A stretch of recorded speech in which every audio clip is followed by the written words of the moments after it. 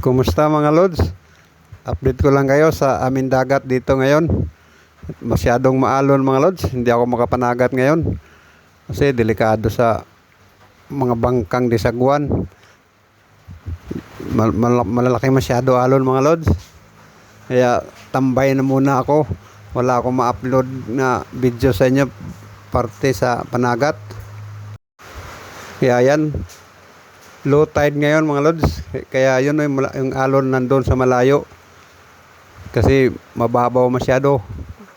Low tide kasi ngayon, yun yung malalaking alon nandun sa laot banda. At dito sa malapit, yan, medyo banayad lang mga lods. Ayan, kikita nyo malalaki talaga alon dito.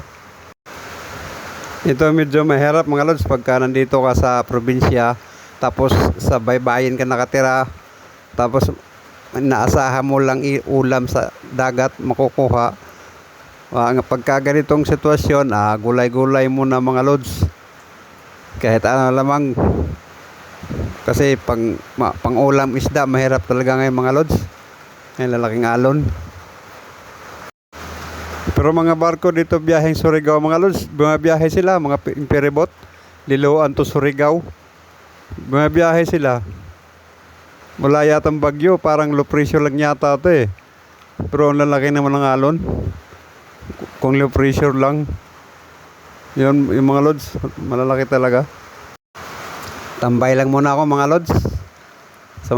Samantala gusto kong i-shout out kayong mga organic viewers, silent viewers. Shout out sa inyo. At yung mga bagong napadaan sa channel ko, pwede ba hilingin ko sa inyo pag-subscribe ninyo, pag-like at comment, pati pakilimbang na rin ang kampana para matulungan nyo rin yung channel ko para medyo lumago-lago naman mga lods. Maraming salamat sa inyo. At yung mga kaibigan ko sa YT, sa susunod na lang ako magsha-shoutout kasi may klay lang naman itong video ko. Maraming salamat sa inyo lahat. Hanggang dito na lang. Sige, paalam. Bye-bye.